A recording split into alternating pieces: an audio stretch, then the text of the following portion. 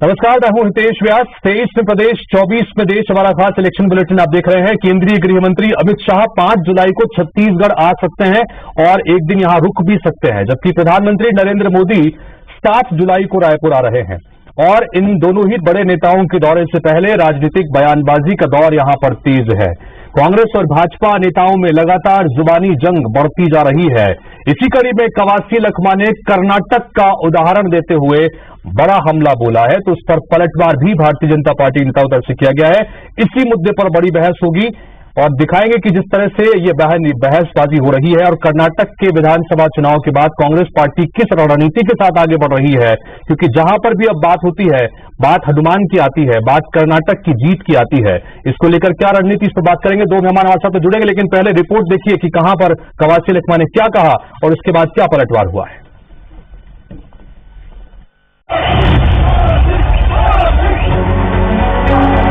प्रधानमंत्री नरेंद्र मोदी और केंद्रीय गृह मंत्री अमित शाह के छत्तीसगढ़ दौरे से पहले जुबानी जंग तेज हो गई है। पहले CM Bhupesh Baghel, deputy CM T S Singhdeo और पूर्व मंत्री बृजमोहन अग्रवाल के बीच बयानबाजी हुई और अब कैबिनेट मंत्री कवासी लखमा ने तीखा हमला बोला है। भारतीय जनता पार्टी को बजरंगबली लात मारी है।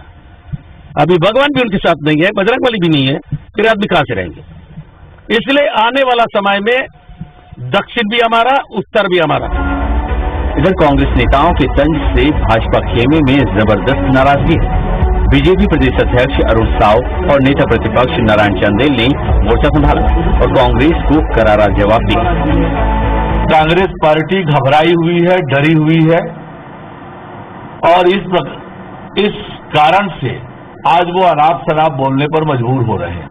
आज छत्तीसगढ़ की जो दुर्दशा इन्होंने कर रखी है उसके बात करें। प्रदेश सरकार में मंत्री हैं, सरकार की उपलब्धियों की चर्चा करें। मोदी जी के दौरे को लेकर के उन्होंने जो बयान दिया वो बयान पूर्ण रूप से औचित्यहीन है, हास्यपर है। इन 9 साल में जब जब मोदी जी छत्तीसगढ़ आए, छत्तीसगढ़ को कोई न कोई बड़ी सौगात देकर के।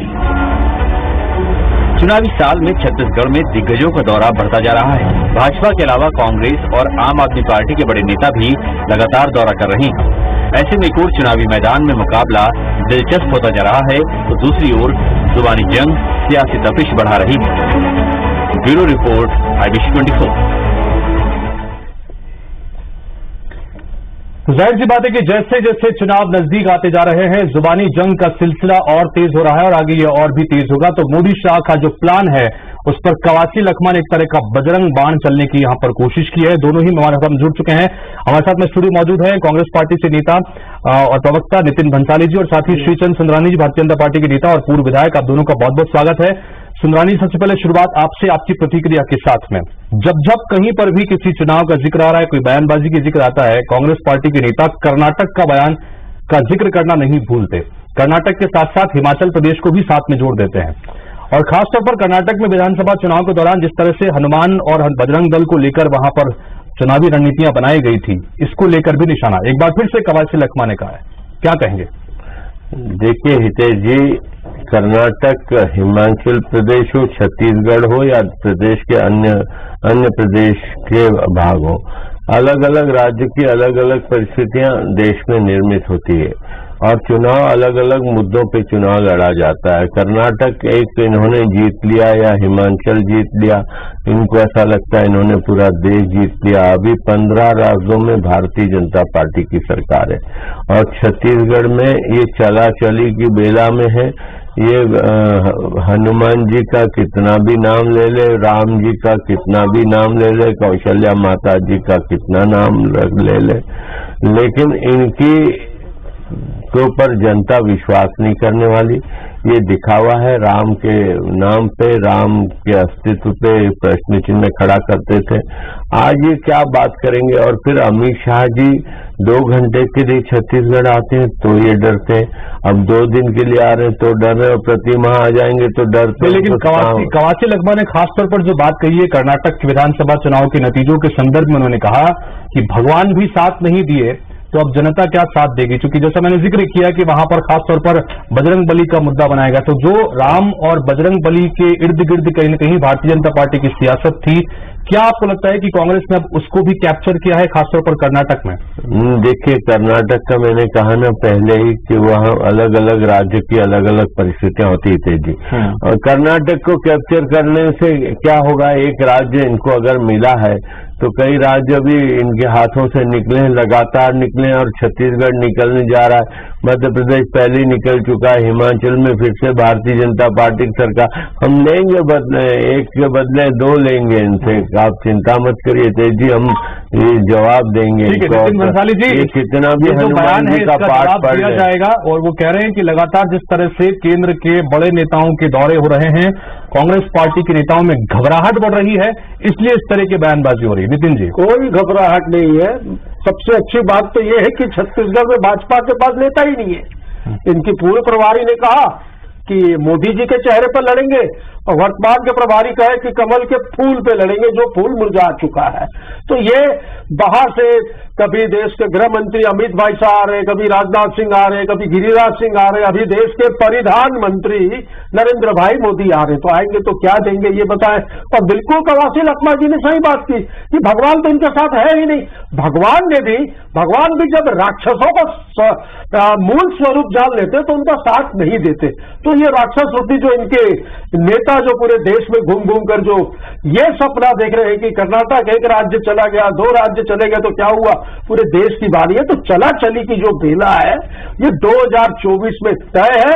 जो बजरंग बली की गदा जो पलटी कर्नाटक से शुरू हुई है, ये पूरे देश में भाजपा लेकिन कवासी लखमा जी का ये कहना कि अमित शाह कर्नाटक भी गए थे और बजरंग बली ने उन्हें लात मार दी, क्या आपको लगता है कि ये जरूरी है, या ये ओवर कॉन्फिडेंस तो नहीं है कांग्रेस पार्टी के नेताओं का? नहीं है हितेश जी। आप देखिए पूरे देश के सारे प्रदेशों के चुनाव के आप आकलन कर लीजिए, सबसे ज्यादा रैलियां, सबसे ज्यादा चुनावी सभाएं देश के परिधान मंत्री कहता हूं मैं उन्हें, क्योंकि कपड़े पहनने का बहुत अच्छा उनको आइडिया है, 10 लाख का सूट पहनते हैं, तो वो सबसे ज्यादा रैलियां वहां पर उन्होंने की। अमित भाई शाह ने पूरा दम लगा दिया, बड़े बड़े वादे किए गए, और वहां पर जिस प्रकार बजरंग बली के नाम पर लोगों को दिग्भ्रमित करने का इन्होंने प्रयास किया, तो वहां पर बजरंग बली जी ने गदा मारी और ये वहां से सफाचट हो गए। और इन्हें छत्तीसगढ़ में तो सपना ही भूल जाए, आने वाले 20 साल तक दूर दूर तक नजर नहीं आ रहे।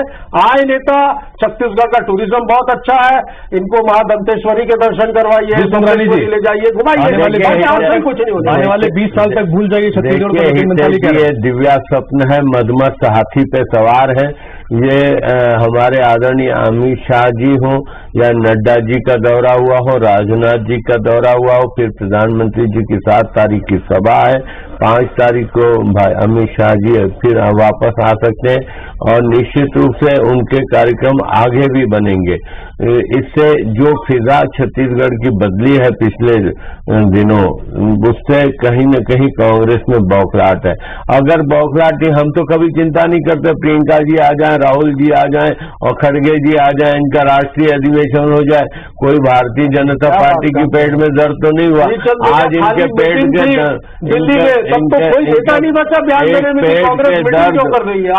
वो तो मुद्दों की लड़ाई हो सकती है, लेकिन छत्तीसगढ़ की बैठक में हमें थोड़ी रहता। आप मुद्दों पे लड़ाई लड़े, हम भी लड़ेंगे। आज प्रधानमंत्री जी अगर 7 तारीख को आ रहे हैं, और बड़ी शर्म की बात है, देश के प्रधानमंत्री है और कांग्रेस के प्रवक्ताओं को इतनी तमीज नहीं कि प्रधानमंत्री बोलते हैं। बिल्कुल, प्रधानमंत्री बोलते हैं, इतनी तमीज नहीं है। मैं आदरणीय मुख्यमंत्री कहता हूँ कभी भी दिग्विजय, मैंने कोई गाली नहीं दी, मैंने कोई अपशब्द नहीं कहा, मैंने कोई अपशब्द नहीं कहा। आप कोर्ट में जाके मेरे खिलाफ पिटीशन फाइल कर दीजिए, मेरे खिलाफ फाइल करना मेरा काम नहीं। मैंने ऐसा जनता आपको जनता दुत्कारेगी आपके इस भाषा पे ना।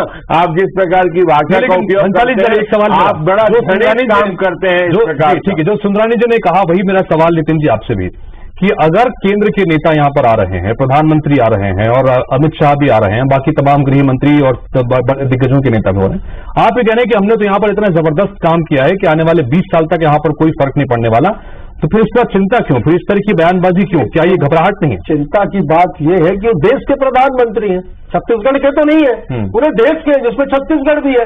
वो आते हैं, वो गृह मंत्री पूरे देश के, छत्तीसगढ़ के लिए, छत्तीसगढ़ भी उसमें शामिल है। गिरिराज सिंह आते हैं, राजनाथ सिंह रक्षा मंत्री है, तो ये पूरे देश के, तो छत्तीसगढ़ के साथ सौतेला व्यवहार क्यों करते हैं? मुझे शर्म आती है बोलने में। मैं मोदी जी से ये हम प्रश्न करेंगे, 20 साल में 1500 एकड़ जमीन पर पाकिस्तान ने कब्जा कर लिया, सरकार बनाने की एक पहचान बनाए, भ्रष्टाचार, शराब का घोटाला, 2000 करोड़ का शराब घोटाला, यहाँ पर गाँव गरीबों का घोटाला, बात को छोड़कर अपने वादों को घोटाला विदेशों में और ये घोटाला करे तो कोयले का घोटाला करे, ये भ्रष्ट निकम्मी सरकार।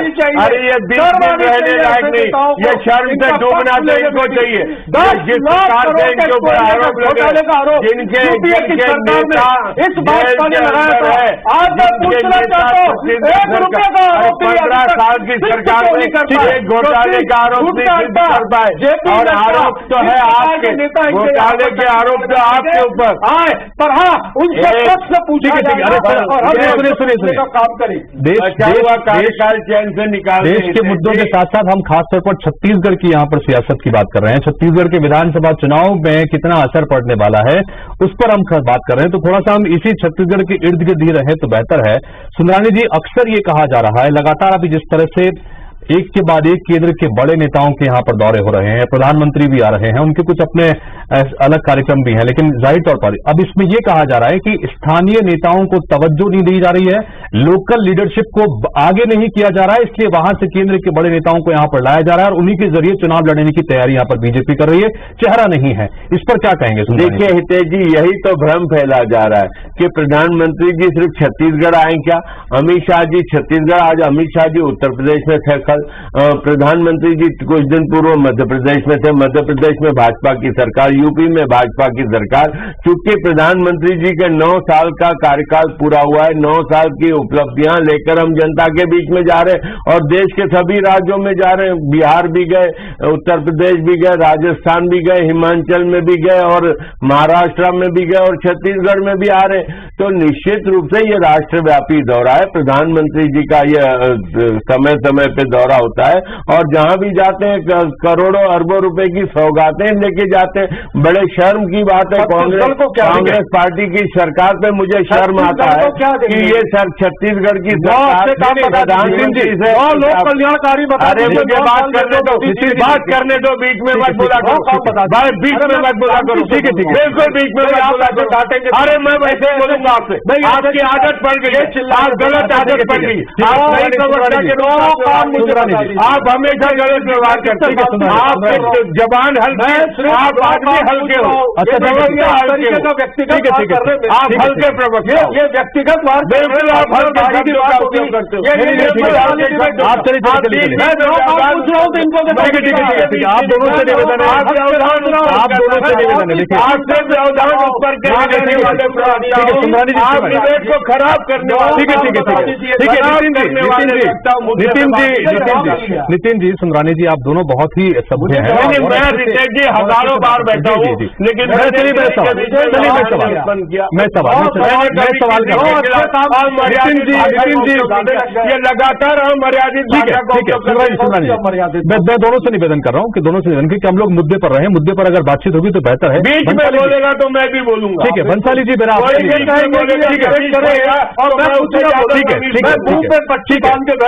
चलिए, मेरा सवाल बंसाली जी चलिए, सुंदरानी जी आपसे पूछे आप जवाब दो, मुझसे पूछे इसलिए आ रहा है, ठीक है बंसाली जी, मैं सवाल करूंगा, मैं करूंगा ना सवाल, बंसाली जी पूरा जवाब सवाल कर 1 घंटा बैठ के 2 घंटा बैठ के जवाब, ठीक है सुनिए, बिल्कुल सुनिए, मेरी बीबी, मैं बीबी बढ़ा दूंगा आपकी, मेरी भी अरे आप दोनों से मेरा निवेदन है,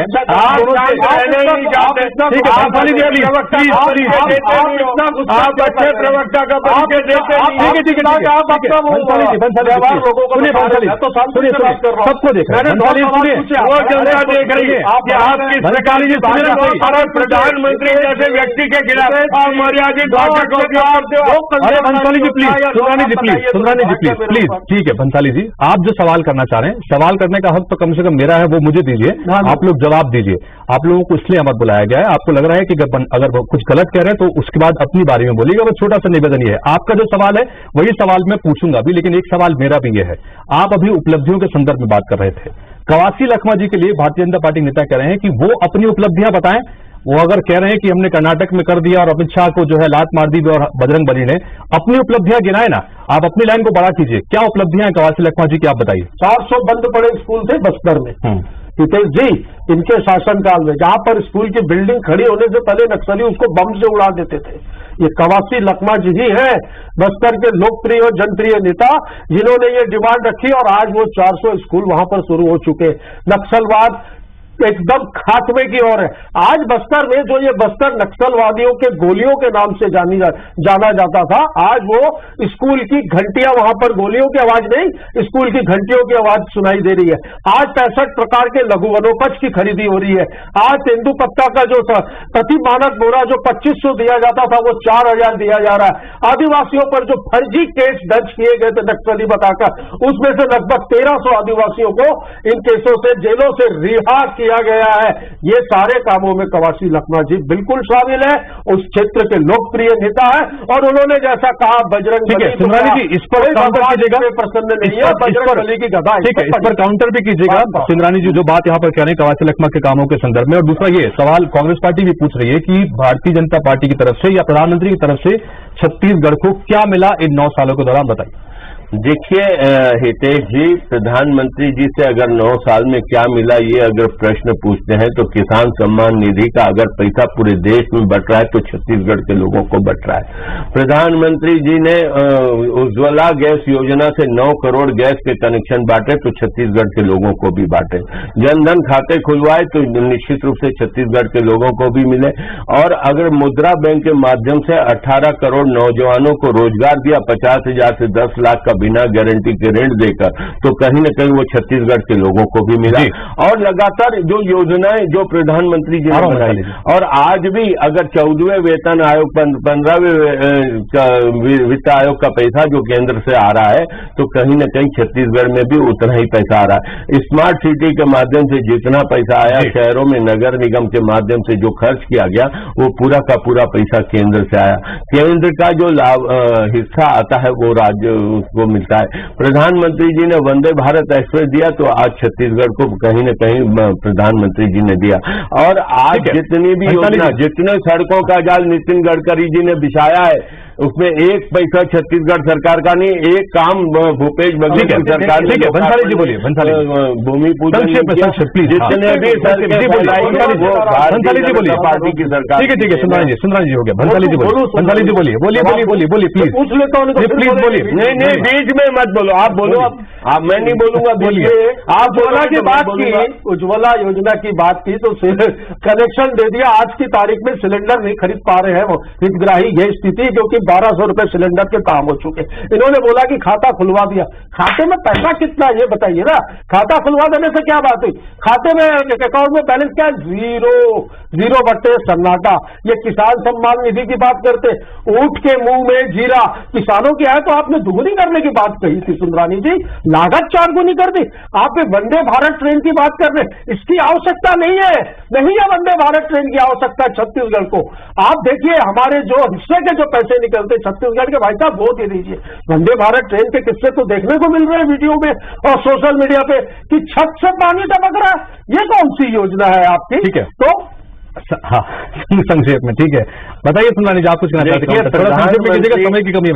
प्रधानमंत्री आवास योजना के नाम से प्रधानमंत्री जी ने पूरे देश में 4 करोड़ लोगों को मकान उपलब्ध कराए। दुर्भाग्य है, भूपेश बघेल सरकार का दुर्भाग्य। 16 लाख मकानों का पैसा दिल्ली से आता है, वो लौट के चला जाता है, यहाँ का राज्यांश का हिस्सा नहीं दे पाती छत्तीसगढ़ सरकार।